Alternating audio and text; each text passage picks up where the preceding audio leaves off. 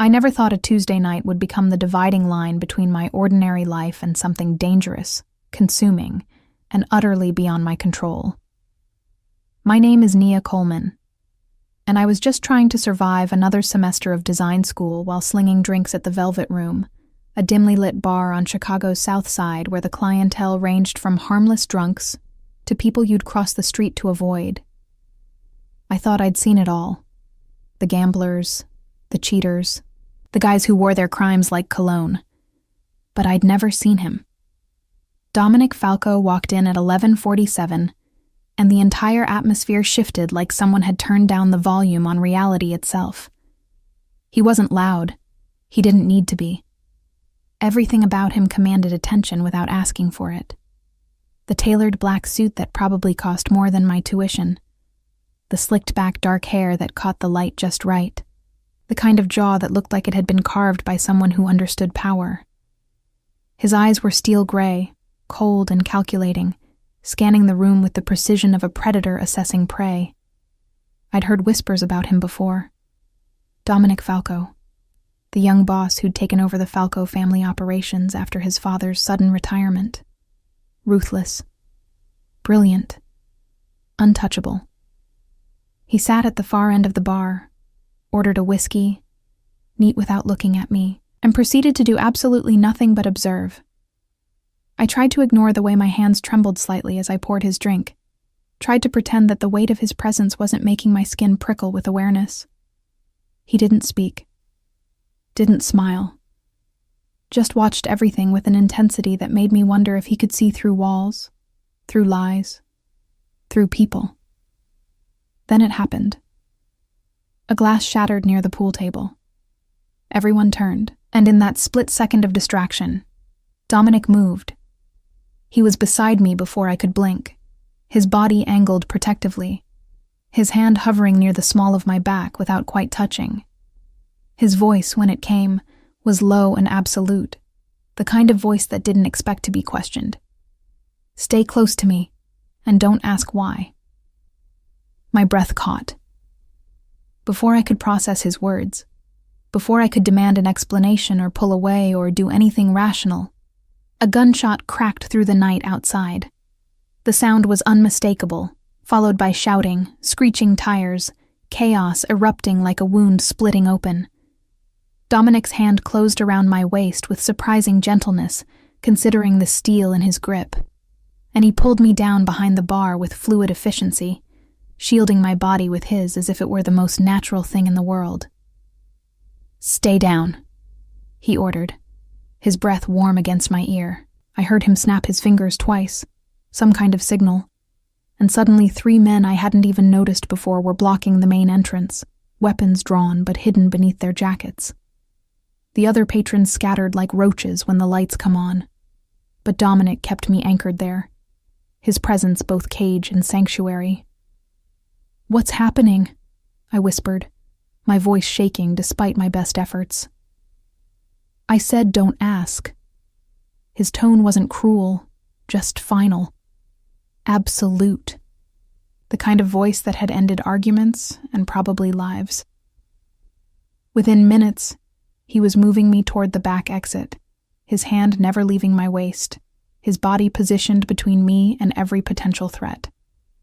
His men formed a human barrier as we slipped through the kitchen, past the stammering cook who wisely said nothing, and into the alley where a black SUV with tinted windows waited like a hearse.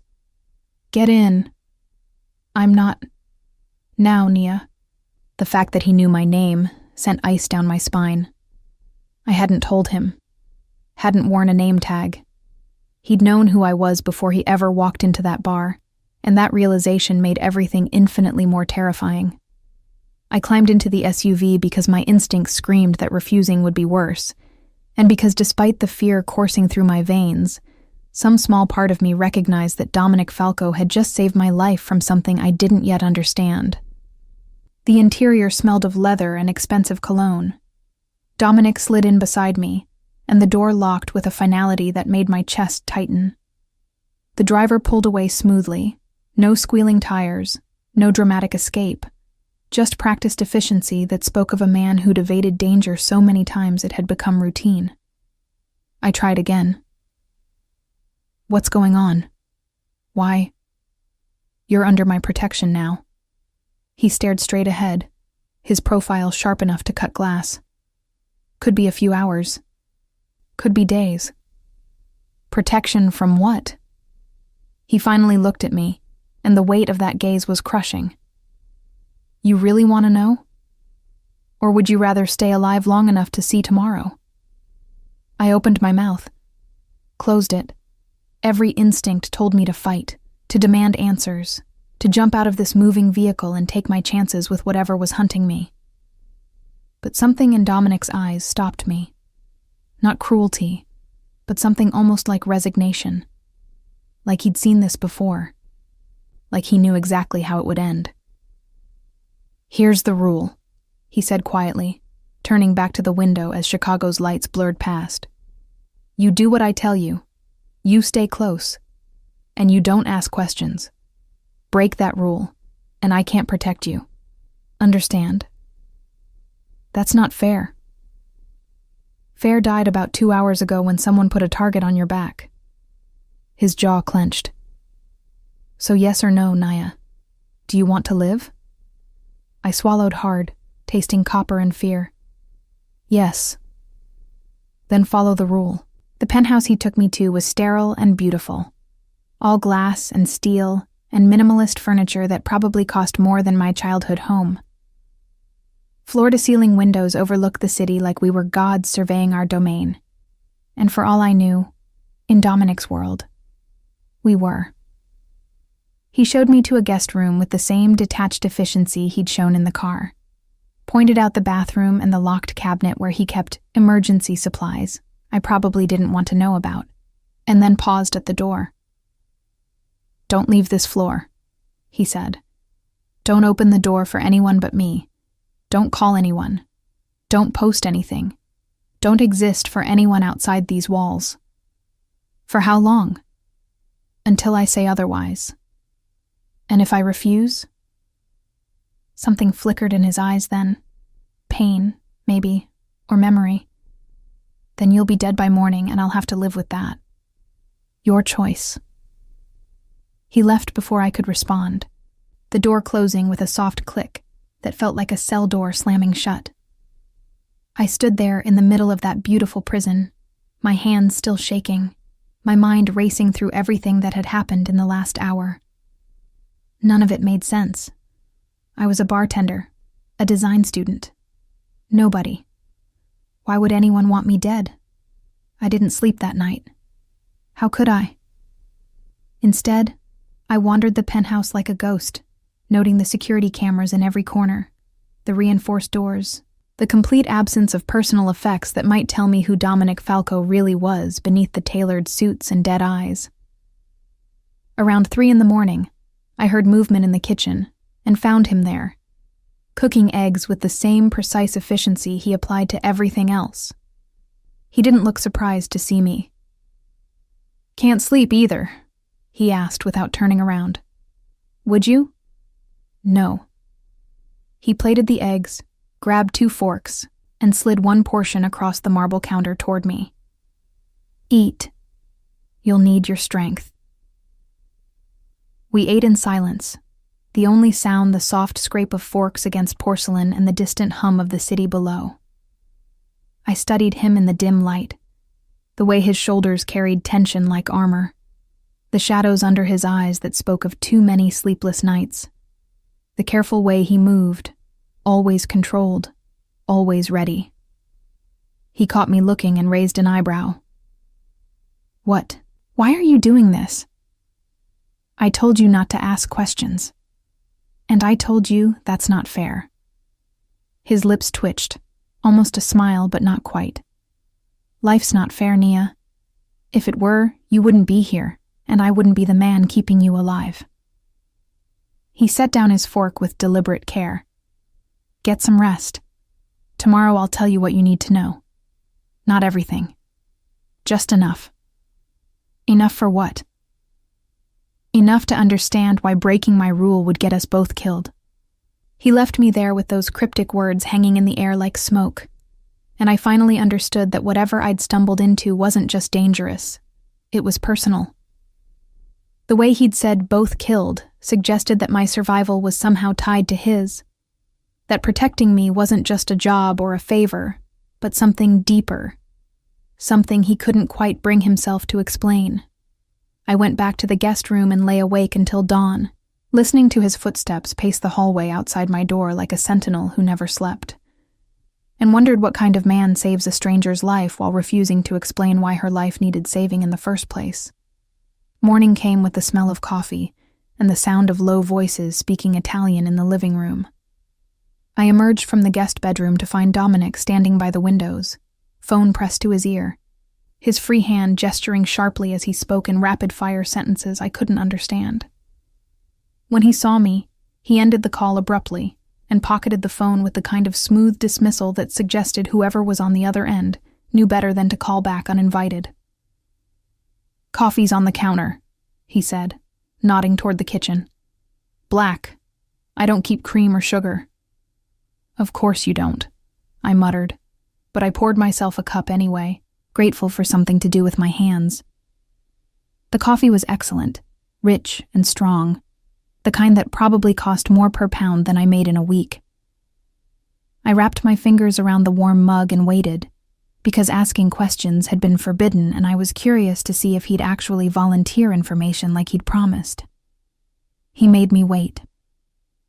Dominic settled onto the leather sofa with his own cup, legs crossed at the ankle, perfectly composed except for the muscle ticking in his jaw.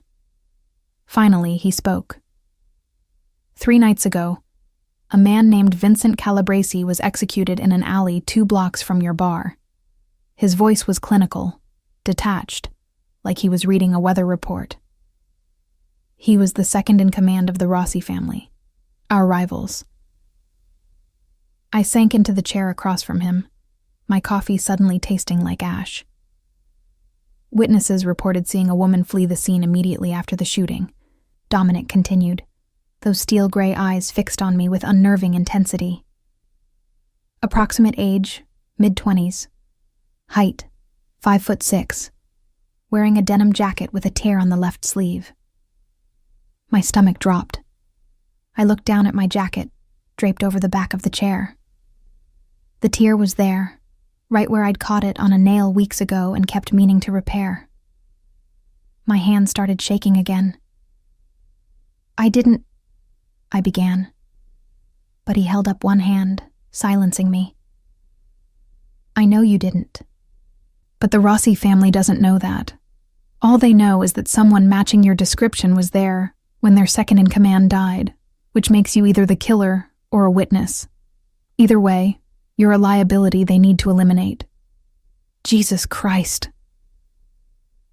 The mug slipped from my fingers, would have shattered on the floor if Dominic hadn't moved with impossible speed, catching it mid-fall and setting it safely on the table.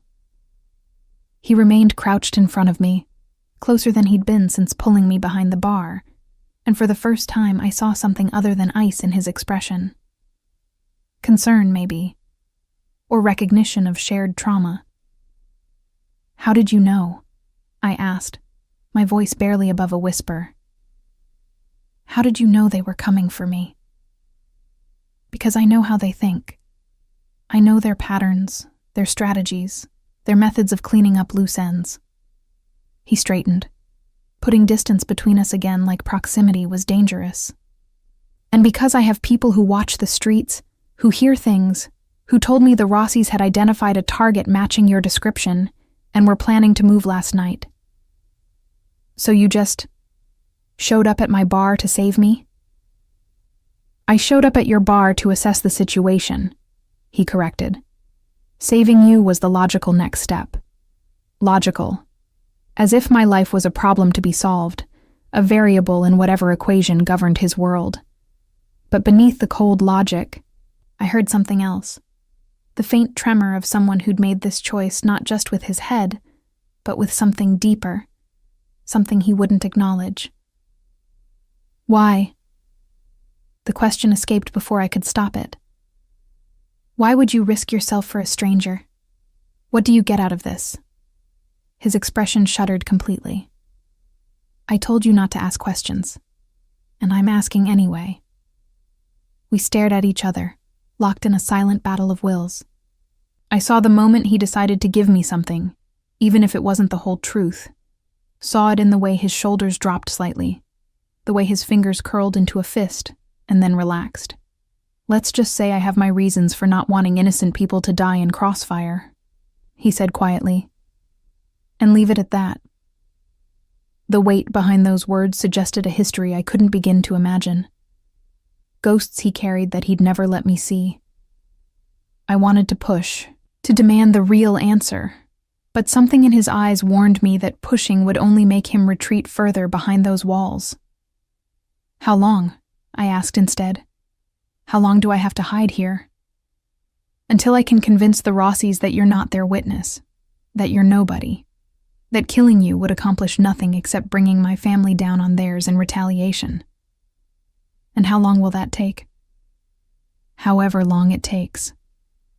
He moved to the window, hands clasped behind his back, silhouetted against the morning light like some avenging angel painted in shades of gray.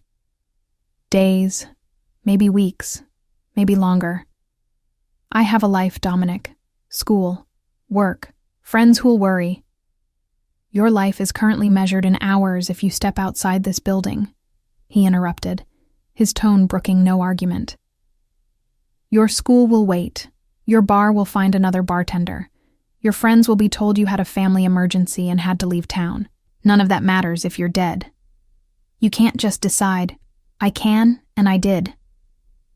He turned to face me, and the absolute certainty in his expression was almost frightening. You think I want you here? You think I enjoy having a civilian in my space, disrupting my routine, becoming a potential weakness my enemies can exploit? His voice dropped to something almost raw.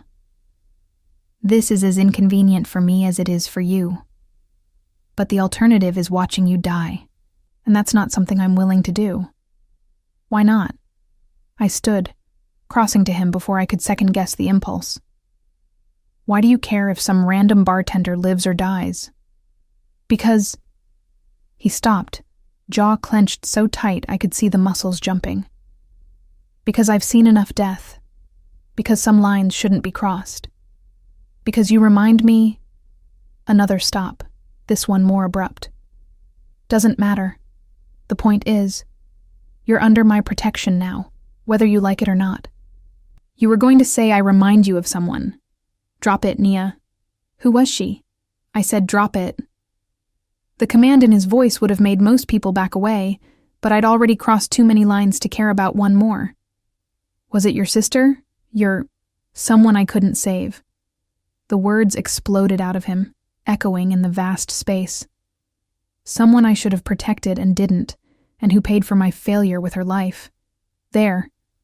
Is that what you wanted to hear? The silence that followed was deafening.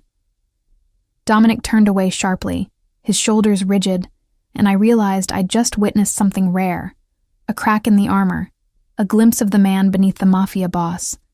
And that man was drowning in guilt so profound, it had shaped every decision he'd made since. I'm sorry, I said softly. I didn't mean to. Save your apologies. His voice was flat again, emotionless. And understand something, Nia. I'm not doing this because I like you, or because I want anything from you. I'm doing this because I failed once, and I won't fail again. You stay alive, I sleep better at night. That's the extent of our arrangement. But I'd heard the truth beneath the lie. He wasn't just protecting me to assuage his guilt. He was protecting me because something about me had reached through all those carefully constructed walls and touched something he thought was dead. Maybe I looked like her. Maybe I reminded him of who she'd been. Whatever the reason, it terrified him. And that terror was the real reason he'd forbidden questions. Because every question brought us closer to acknowledging what was happening between us in this forced proximity. That night, after a dinner we ate in near silence, I found him standing on the balcony despite the October chill, a glass of whiskey in his hand and that same haunted look in his eyes.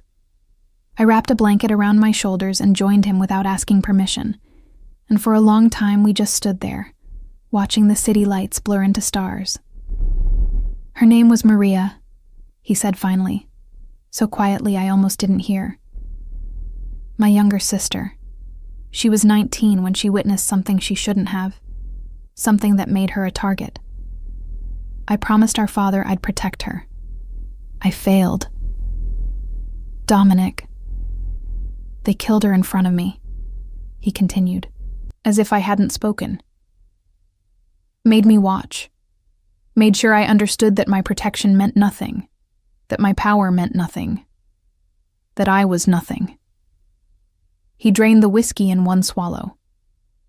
So when I heard there was another young woman, another innocent who'd been in the wrong place at the wrong time, another target marked for death, he trailed off, but I understood. You saw a chance to rewrite history. I saw a chance to not be completely useless. He set the glass down with careful precision. But here's what you need to understand. I can only protect you while you're here, while you're close. The moment you leave, the moment you're out of my sight, all bets are off. So when I say stay close and don't ask why, it's not a power play. It's survival. For both of us. And there it was. The silent condition he'd been dancing around since he'd pulled me behind that bar. He could only keep me safe if I stayed within reach, and keeping me safe was the only thing holding together whatever fragile peace he'd made with his sister's death. I was his second chance, his redemption, his penance. And God help us both, because I was starting to understand that leaving might destroy him as thoroughly as staying was terrifying me. The days blurred together in a strange rhythm I'd never experienced before, slow and tense and intimate in ways that had nothing to do with physical touch. Dominic ran his empire from the penthouse, a constant stream of phone calls in Italian and English and occasionally Russian, his voice shifting between languages with the fluid ease of someone who'd grown up in multiple worlds. I learned to recognize the different tones, the clipped efficiency when discussing legitimate business, the cold fury when addressing threats, the careful neutrality when negotiating with people he didn't quite trust. And then there were the moments when he forgot I was watching, when his guard dropped and I glimpsed the man underneath. The way he made breakfast every morning at exactly 6:30, moving through the kitchen with the quiet competence of someone who'd learned to take care of himself long ago. The way he read, consuming books in 3 or 4 different languages, his fingers tracing the words like he was memorizing them. The way he stood at the windows late at night, drinking whiskey and staring at the city with an expression so bleak it made my chest ache. On the 4th day, I found him cooking again. This time it was pasta, the scent of garlic and tomatoes filling the penthouse with something that felt almost like home. I watched from the doorway as he worked, his movements precise and practiced, and when he noticed me, he didn't tell me to leave. My grandmother taught me, he said, answering the question I hadn't asked. Said a man who couldn't feed himself was a man who'd always be dependent on others. She didn't raise dependent men. She sounds formidable. She was terrifying. A ghost of a smile touched his lips. 5 feet tall, and could silence a room full of soldiers with one look. She died when I was 16, but I still hear her voice sometimes, telling me to stand up straighter, speak more clearly, never show weakness. He stirred the sauce with deliberate care. Sometimes I wonder what she'd think of who I became. I think she'd be proud you remembered her lessons. Or disappointed I used them to build an empire on blood and fear. He tasted the sauce, added more salt. Set the table. This is almost ready. We'd fallen into this pattern.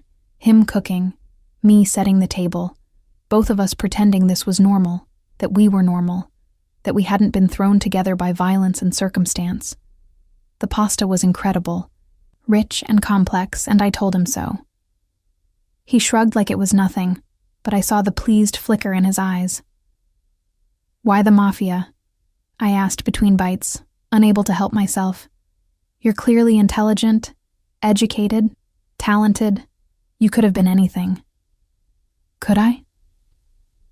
He set down his fork, considering the question with more seriousness than I expected.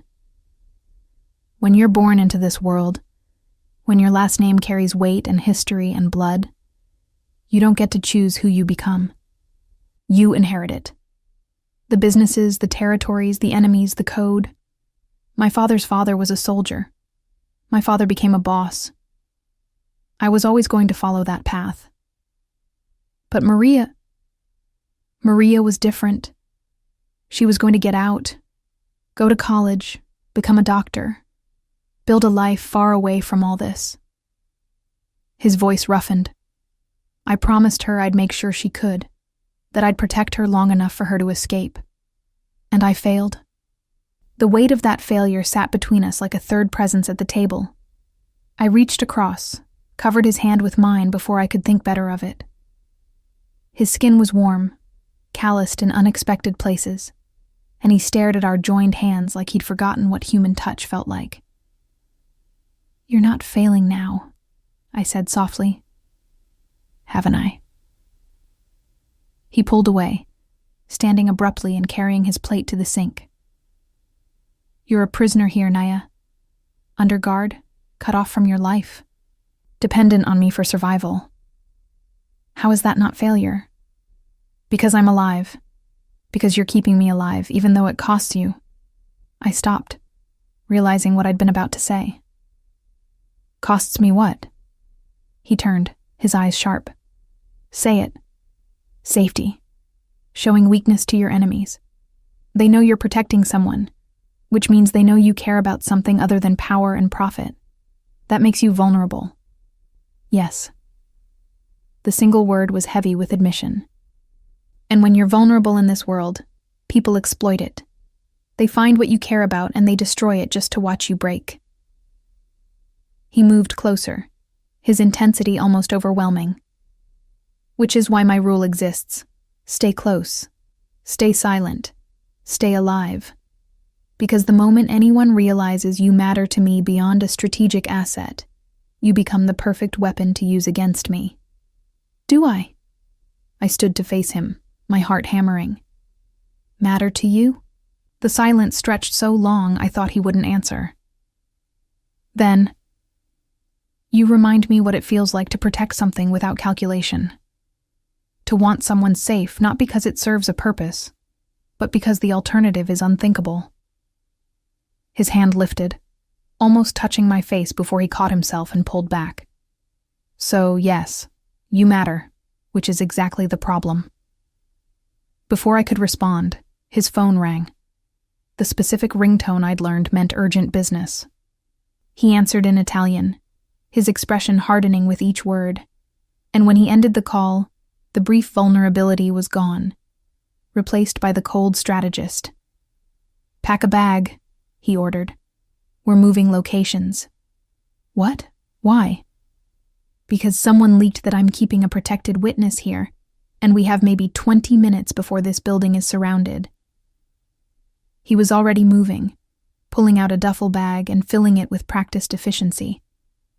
"Do what I taught you. Essentials only. We leave in 10. My hands shook as I threw clothes into the bag he'd given me, my mind racing. How had they found us? Who had leaked the information? And where could we possibly go that would be safer than this fortress of glass and steel? But I didn't ask questions because the look on Dominic's face told me that every second counted, that hesitation could mean death. We left through a private elevator I hadn't known existed, descended into an underground garage where a different SUV waited, this one older and less conspicuous. Dominic's security team was already there, 4 men in dark suits who moved with military precision, and I recognized one of them from the bar, the one who'd blocked the entrance while Dominic pulled me to safety. "Marco will drive," Dominic said, guiding me into the back seat with a hand on my lower back. "Angelo and Luca are running interference. Enzo's handling the leak." He slid in beside me, and the door locked with that same finality. "Seatbelt. This might get rough." It did. We'd barely left the garage when I heard the first gunshot, saw the flash of muzzle fire in the side mirror. Dominic pushed me down, his body covering mine as Marco accelerated with the kind of controlled aggression that spoke of extensive training. More shots, the rear window shattering, someone screaming orders in Italian through the radio. "Stay down," Dominic commanded, his weight pressing me into the seat, his heart hammering against my back. I could smell his cologne mixed with gunpowder and fear, could feel the tension in every line of his body as he shielded me from bullets meant to end my life. The chase lasted 10 minutes that felt like hours. When we finally lost the pursuers in a maze of side streets and industrial warehouses, Marco pulled into an abandoned building and killed the engine. The silence was deafening except for our ragged breathing. "Everyone alive?" Dominic asked, his voice steady despite the way his hands trembled slightly as he pulled away from me. "We're good, boss," Angelo responded. "Enzo says the leak came from the security company. He's handling it." "Permanently?" "Yes, sir." I didn't ask what permanently meant. I was learning that some questions had answers I didn't want to hear. Instead, I focused on the feel of Dominic's hand still resting on my shoulder, grounding me, reminding me I was alive when I should have been dead. "Where are we going?" I asked when I could trust my voice. "Somewhere they won't think to look, somewhere off the grid." He finally met my eyes, and I saw the fear he was trying to hide. "Somewhere I can keep you safe until this ends. And if it doesn't end, if they keep coming, then I keep fighting." His jaw set with determination. "Because that's the silent condition you still haven't fully understood, Naya. I don't just protect you because you remind me of Maria. I protect you because losing you would destroy what's left of my humanity. And I'm selfish enough to need that humanity, even if keeping it might cost me everything." The confession hung in the air between us, raw and honest, and terrifying in its implications. Because he was right. We were both trapped now. Me by the circumstances that had made me a target, him by the choice he'd made to save me, and neither of us could walk away without destroying the other. The safe house turned out to be a cabin 2 hours north of Chicago, buried deep in woods that seemed designed to swallow secrets. It was smaller than the penthouse, more rustic, with wood-paneled walls and furniture that looked handmade. Dominic explained it had belonged to his grandfather, a place the old man had used when he needed to disappear from the family business for a while. No one in the current organization knew it existed, except Dominic and his most trusted lieutenant. "We'll be safe here," he said, carrying our bags inside while Marco performed a security sweep. "At least for a few days while I figure out our next move." I wanted to ask what the next move could possibly be, how we could ever escape an enemy that seemed to have unlimited resources and reach. But I was learning to read Dominic's moods, and right now, he wore the expression of a man barely holding himself together. So instead, I explored the cabin, noting the well-stocked kitchen, the single bedroom with a bed that was definitely not big enough for 2 people, and the living room dominated by a stone fireplace that hadn't been used in years. "You take the bedroom," Dominic said when Marco left and we were alone. "I'll sleep out here." "That's not negotiable." He was already pulling blankets from a closet, setting up his makeshift bed with the efficiency of someone who'd slept in worse places. "You need rest, real rest. And you won't get it if you're worried about me on the couch." "I'm worried about you anyway," I admitted. "You haven't slept more than a few hours at a time since this started." "I sleep when I can afford to let my guard down." He positioned himself between the door and the rest of the cabin, a human barrier against any threat. "Right now, I can't afford it." I wanted to argue, to tell him he'd be useless if he collapsed from exhaustion, but the set of his shoulders told me it would be pointless. So I retreated to the bedroom, changed into the borrowed sleepwear he'd packed for me, and lay in the darkness listening to him move around the cabin, checking locks, testing windows, settling finally into that vigilant stillness I'd come to recognize. Sleep should have been impossible, but exhaustion won. I woke sometime in the early hours to the sound of a nightmare. Dominic's voice, rough with terror, speaking rapid Italian mixed with English. No, please not her. Take me instead, Maria. No. I was out of bed before I fully processed what I was doing, crossing to where he thrashed on the couch, caught in whatever hell his subconscious had dragged him into. His face was contorted with anguish, sweat dampening his hair, and without thinking I touched his shoulder, gently at first, then more firmly when he didn't wake. Dominic, it's okay. Wake up.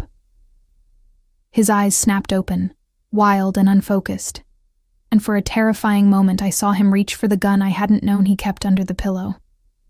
Then recognition flooded in and he sagged back, dropping the weapon with shaking hands. Fuck, he breathed. Fuck, I could've. But you didn't. I sat on the edge of the couch, my hand still on his shoulder. You were having a nightmare. I don't want to talk about it. I know, but maybe you should anyway. He looked at me for a long moment, something breaking behind his eyes. Then, slowly, he sat up, running both hands through his hair in a gesture of utter defeat. It's always the same. I'm there, in that warehouse, watching them bring her in. She's crying, begging me to do something, and I can't move. Can't speak. Can't save her. And then he stopped, his breath coming faster. Then they make me watch as they kill her. Slowly, while she screams my name and asks why I'm not helping her. God, Dominic. The worst part? His laugh was bitter, broken. The real memory is worse. Because in reality, I wasn't frozen. I fought. I killed 3 of them before they subdued me. And Maria's last words weren't asking why I didn't help. They were telling me it wasn't my fault, that she loved me, that I shouldn't blame myself.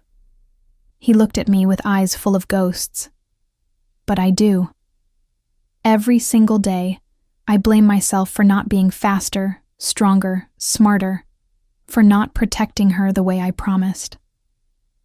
I didn't have words adequate to that kind of pain, so I did the only thing I could. I wrapped my arms around him and held on while he shook with silent sobs he'd probably been holding back for years.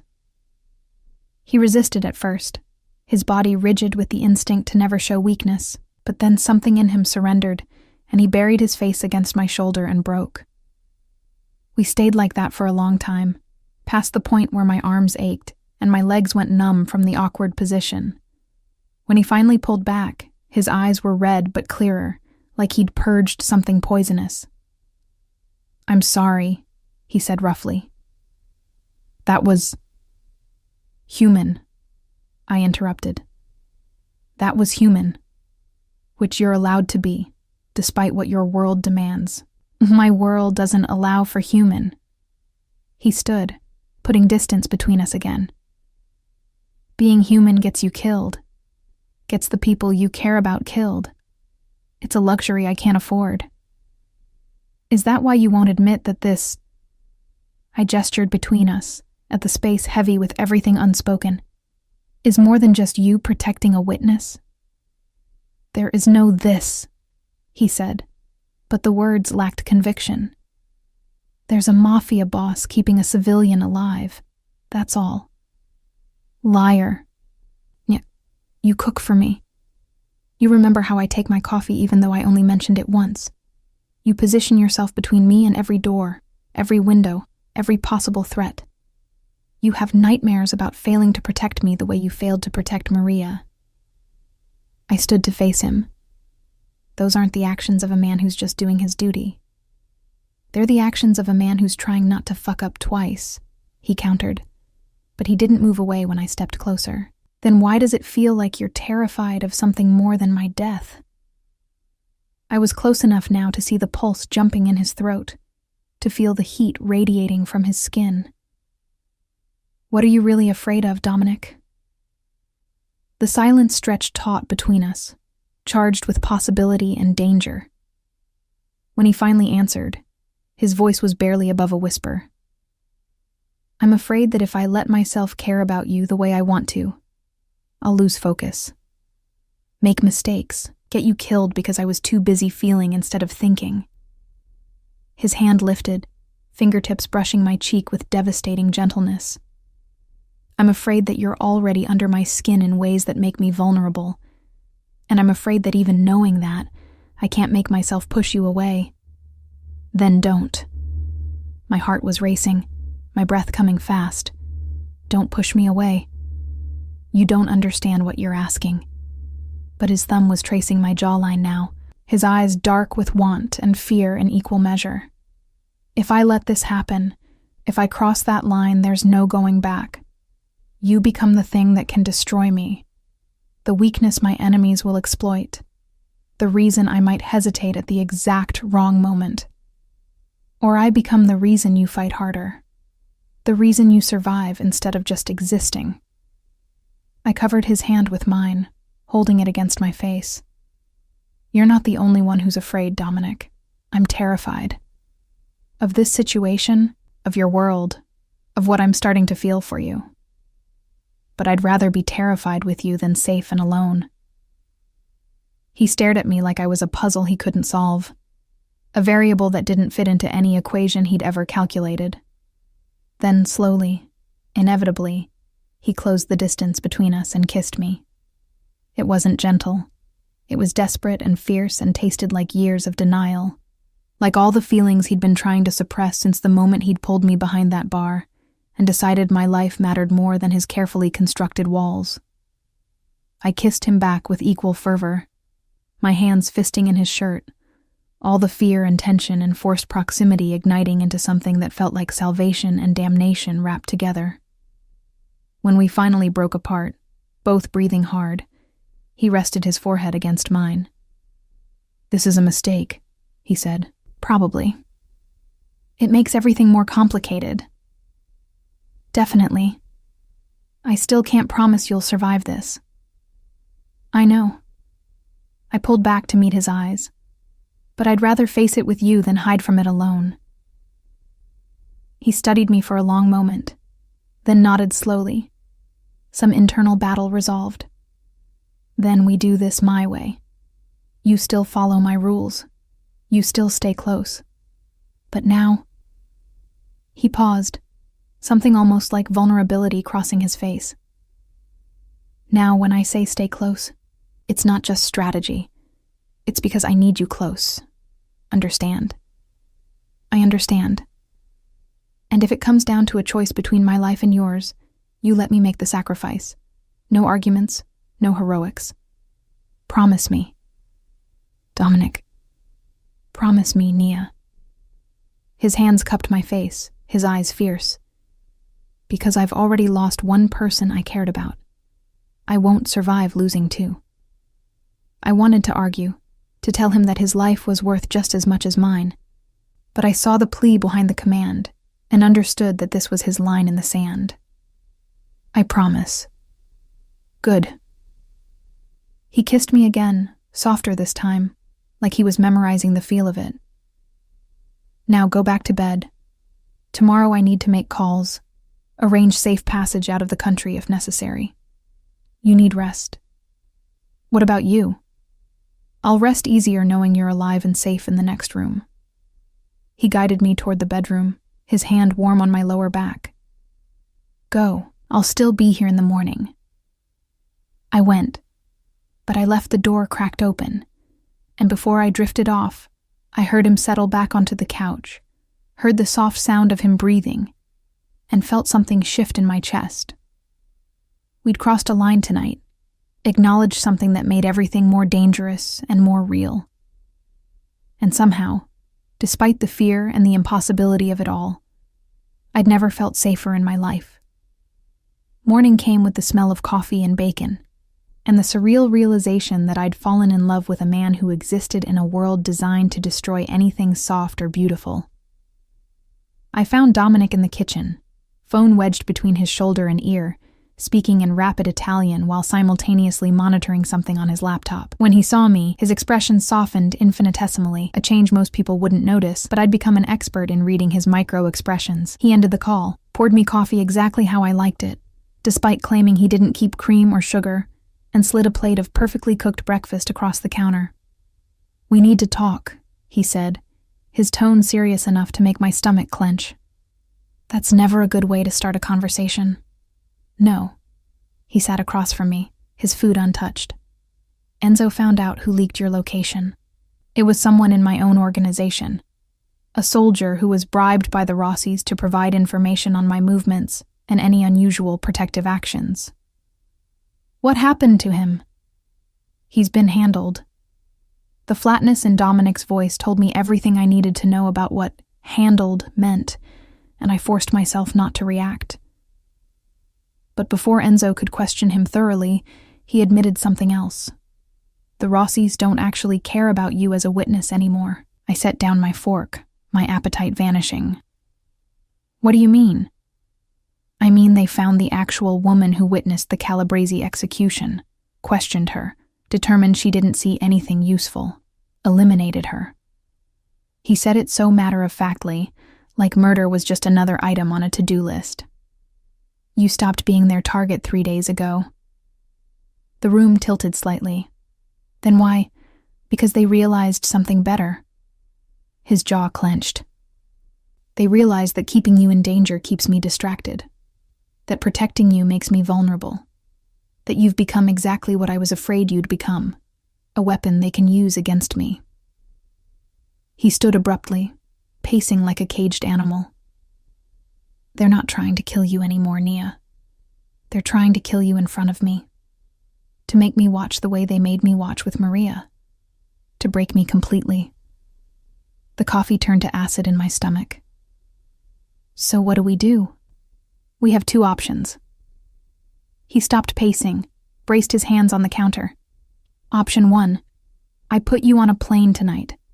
New identity, new life, somewhere far away from Chicago and this world. You'd be safe, free. You'd never have to see me or deal with any of this again. And option 2?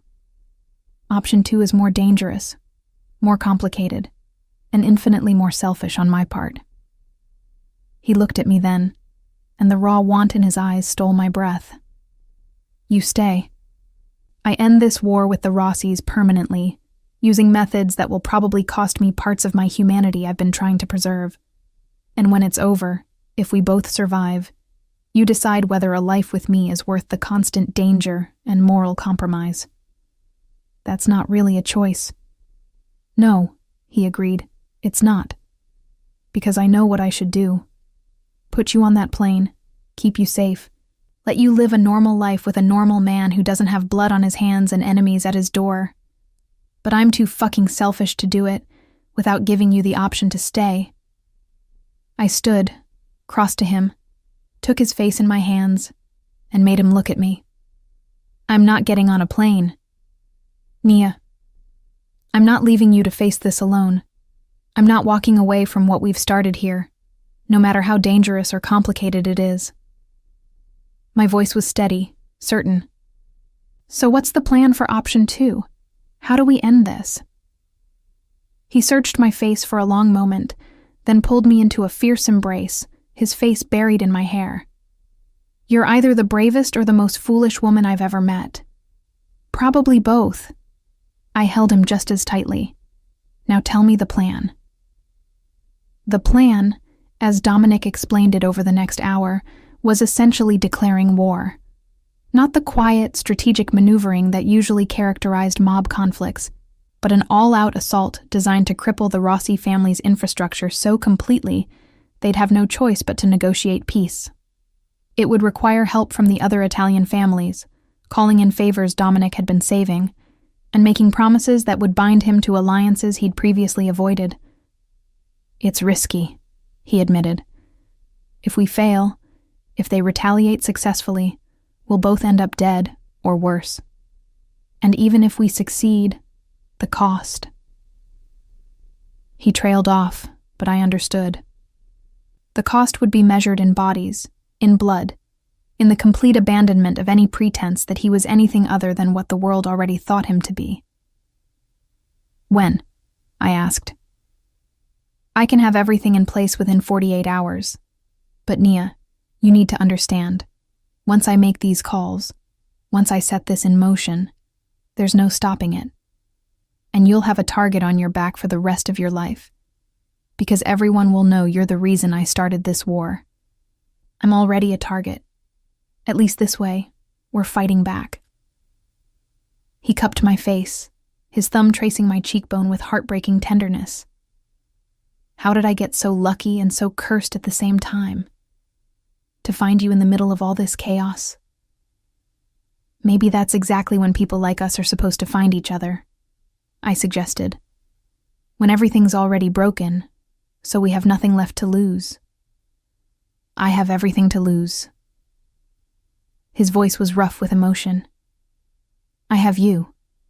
We spent the next 2 days in a strange limbo. Dominic making calls and arrangements while I learned more about his world than I'd ever wanted to know. I met his most trusted men via video calls, saw the respect and fear in their eyes when they looked at their boss, understood finally the weight he carried as the man responsible for hundreds of lives and livelihoods. I learned that the Falco family controlled legitimate businesses too. Construction, waste management, several restaurants, and that Dominic had been slowly transitioning toward legal operations before this war had pulled him back into the violence he'd been trying to escape. That was the plan, he told me one night as we sat by the fireplace he'd finally lit. Build the legal empire strong enough to abandon the illegal one. Give the next generation a choice I never had. But now... He stared into the flames, his expression bleak. Now I'm right back where I started. Maybe worse. Not worse, I argued. Because this time you're fighting for something more than territory or pride. You're fighting for a future. For us. For us. He repeated softly, like he was testing out the words. I've never had an us before. Never let myself want one. Do you want one now? He looked at me then, firelight playing across his features, making him look both dangerous and devastatingly vulnerable. More than I've ever wanted anything, which terrifies me, because wanting things in my world is how you lose them. I moved closer, settled against his side, felt his arm come around me automatically. Then we'll just have to make sure we don't lose. The attack, when it came, wasn't from the Rossies. It was from someone closer. We were sleeping, actually sleeping, curled together on the too small couch because neither of us could bear to be apart, when the sound of breaking glass jerked us both awake. Dominic moved faster than I'd ever seen, shoving me behind the couch and drawing the gun he always kept within reach. "Stay down," he commanded, his voice cold and deadly. "No matter what happens, stay down." But I couldn't stay down, couldn't just hide while he faced danger alone. I watched through the gap between the couch and the wall as 3 men entered through the shattered window, weapons drawn, and recognized one of them from the video calls. One of Dominic's own soldiers. "Sorry, boss," the traitor said, not sounding sorry at all. "But the Rossies offered me something you can't, a way out of this life with enough money to disappear. All I had to do was deliver your pretty little witness." Dominic's laugh was devoid of humor. "You think they'll let you live? You're a loose end, Marco. Dead man walking. Maybe, but at least I'll die rich." He raised his gun. Nothing personal. Everything happened so fast. Dominic fired, taking down one attacker. The traitor fired back, catching Dominic in the shoulder. I screamed, couldn't help it, and the sound drew attention exactly as Dominic had feared. One of the men came around the couch, grabbed me by the hair, dragged me up as I fought and clawed. "Drop it, Falco, or I put one in her head right now." Dominic froze, blood spreading across his shoulder, his face a mask of controlled fury. But his eyes were wild with the same terror I'd seen in his nightmares, the same helpless rage that came from watching someone he cared about be hurt while he could do nothing. "Let her go," he said, his voice deadly calm. "Take me instead. Kill me, and you get credit for ending the great Dominic Falco. The Rossies will pay triple whatever they promised." "Dominic, no," I started, but the man holding me pressed the gun harder against my temple. "Tempting," the traitor mused, "but I think I'll take the original deal. Enzo, grab her. We're leaving. That's when Dominic did something I didn't expect. He dropped his gun. Completely. Raised his hands in surrender, his eyes never leaving mine. You want her? You go through me first. Fair fight, no weapons. You win, you take her and leave me bleeding out. I win. You tell me who else in my organization the Rossies bought. The traitor actually considered it, ego warring with common sense.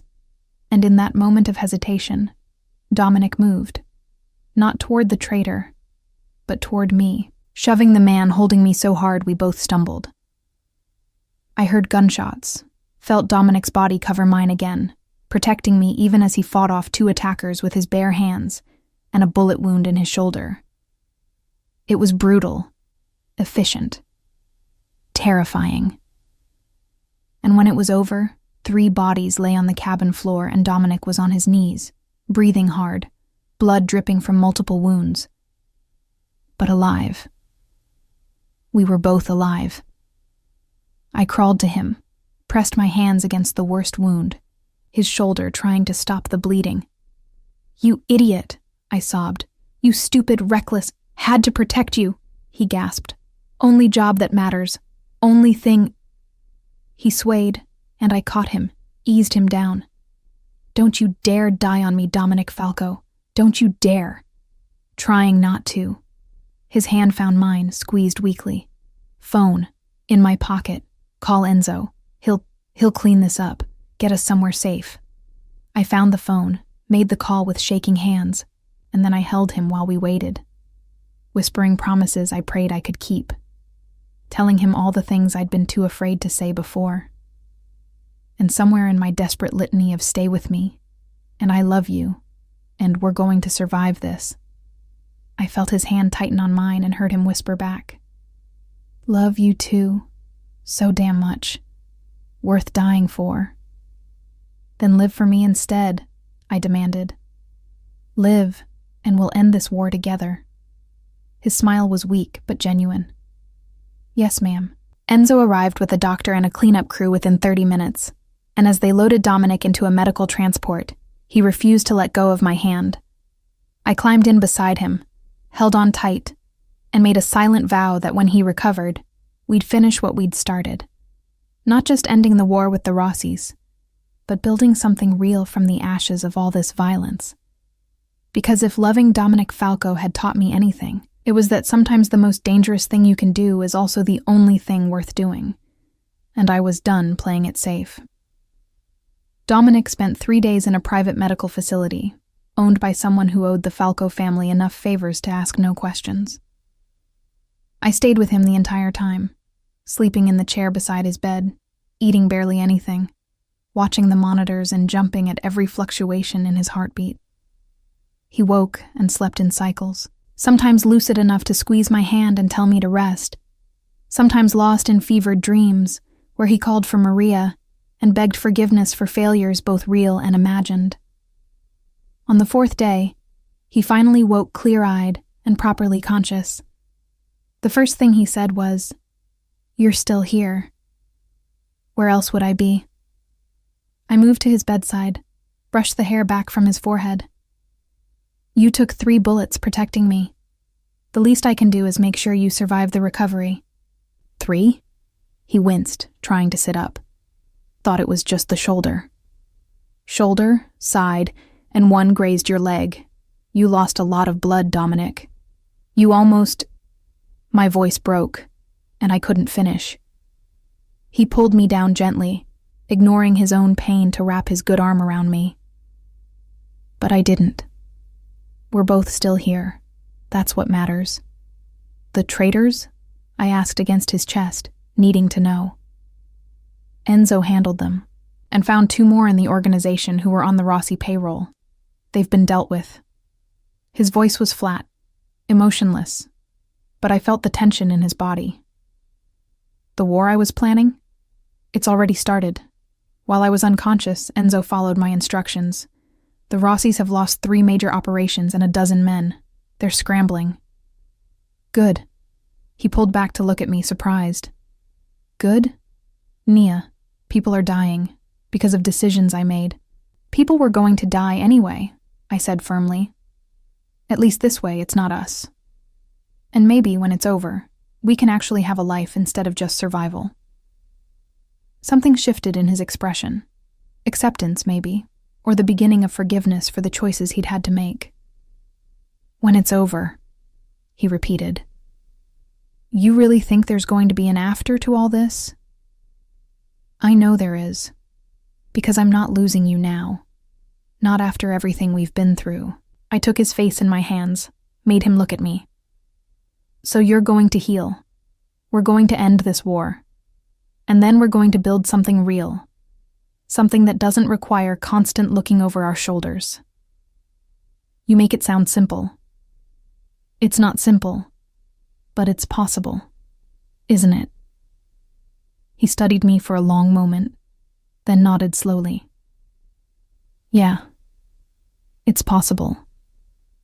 Especially with the information Enzo extracted from the traitors before they died. We know the Rossi family's weaknesses now, their financial pressure points, which of their allies are wavering.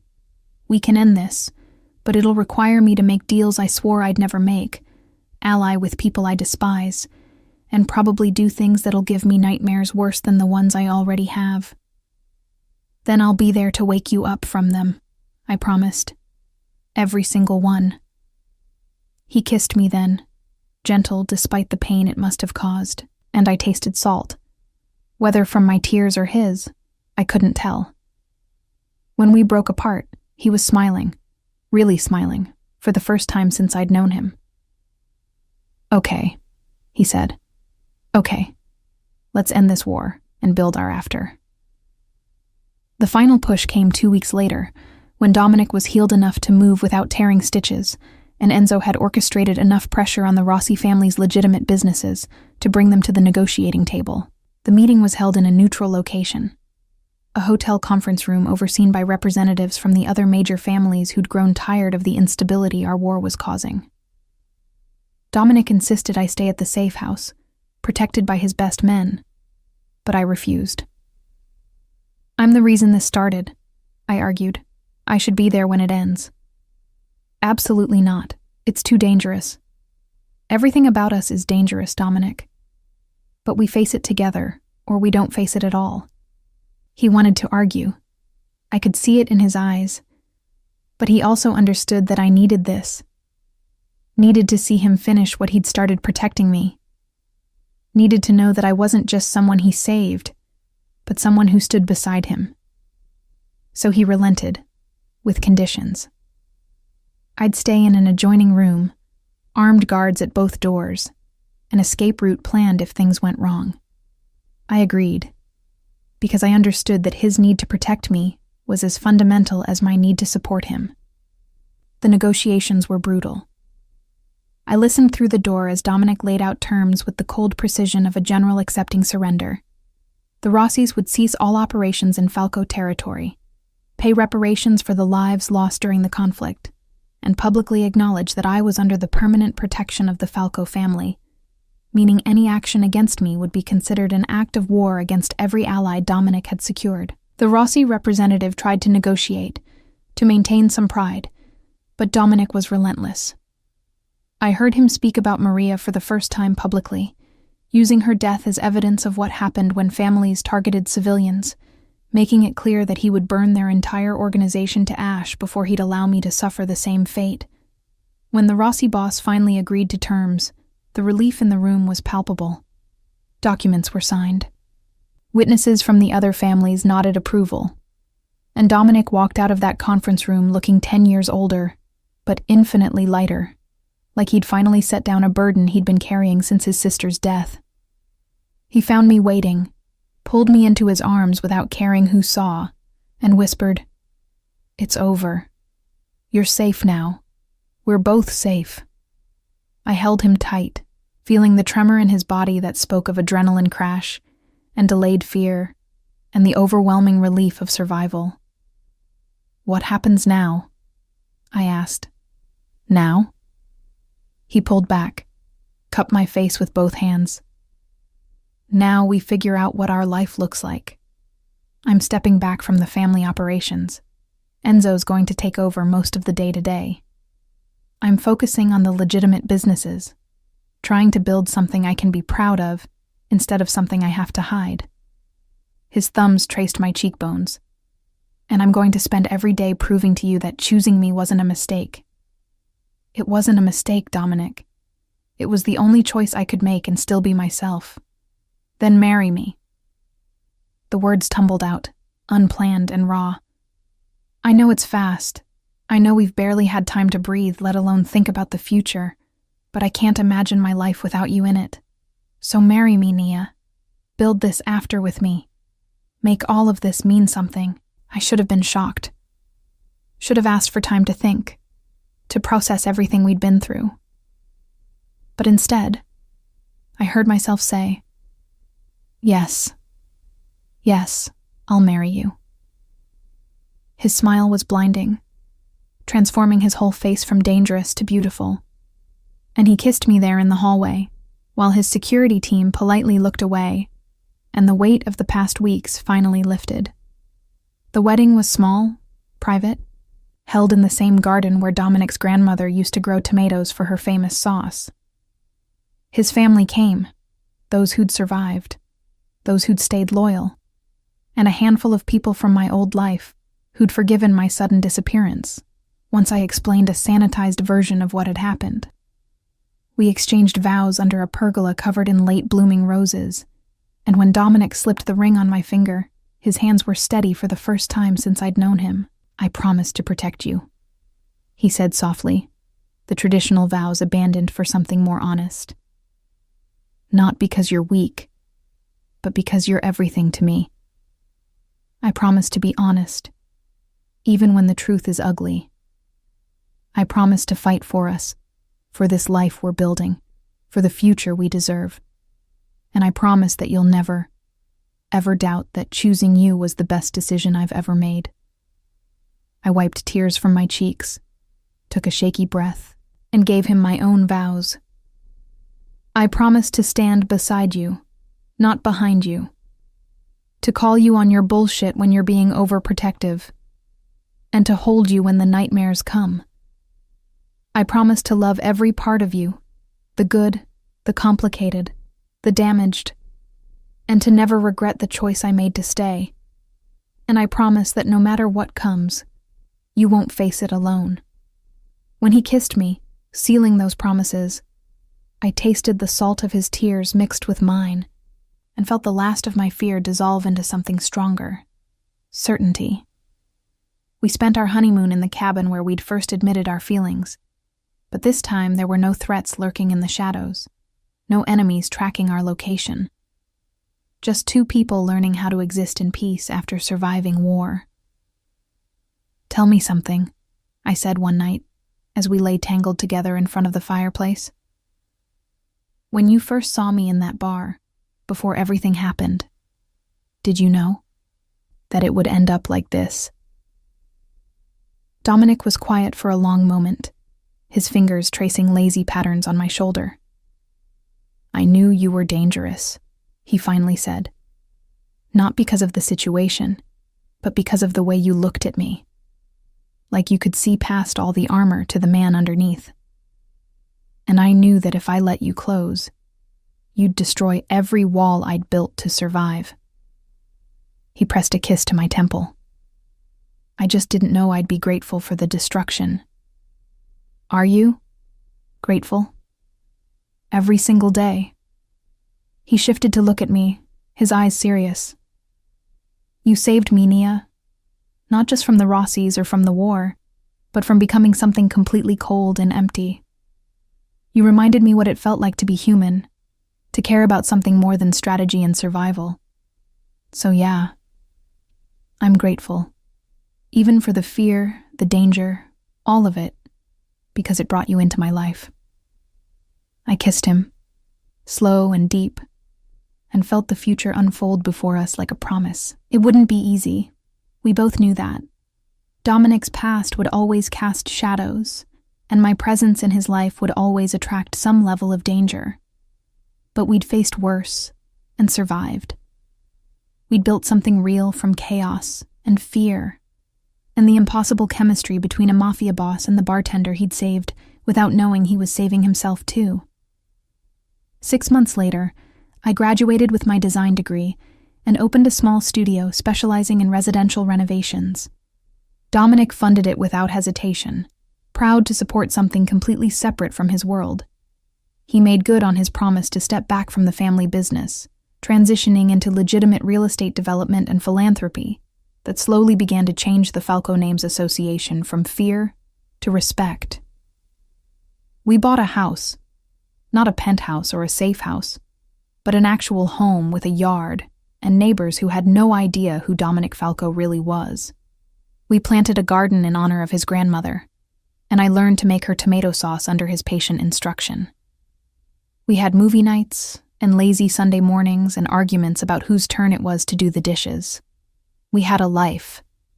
And when the nightmares still came, when Dominic woke gasping and reaching for weapons that weren't there anymore, I held him and reminded him of all the promises we'd made and kept. When my own anxiety spiked, when I caught myself checking exits and cataloging threats without meaning to, he understood without judgment and pulled me close until the fear passed. We built our after. Not perfect, not without scars, but real and worth every terrifying moment that had brought us together. 1 year after that night in the bar, when Dominic Falco had walked into my life and said, "Stay close, and don't ask why," I finally understood the silent condition he'd been unable to articulate. He could only survive in a world this dark if he had something worth surviving for. And somehow, impossibly, I'd become that something.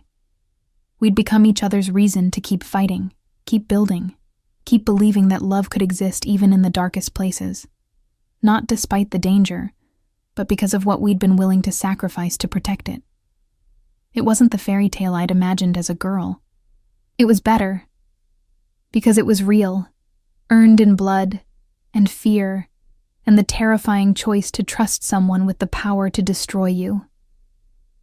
And every day when Dominic looked at me with those storm-gray eyes that had once been cold and calculating, but were now warm with something that looked like peace, I knew I'd make the same choice again. Stay close. Don't ask why. Because sometimes the best things in life come with conditions you can't fully understand until you're brave enough to accept them. And I'd accepted Dominic Falco, all of him, the darkness and the light, and built a life that proved love wasn't about avoiding danger. It was about finding someone worth facing it for.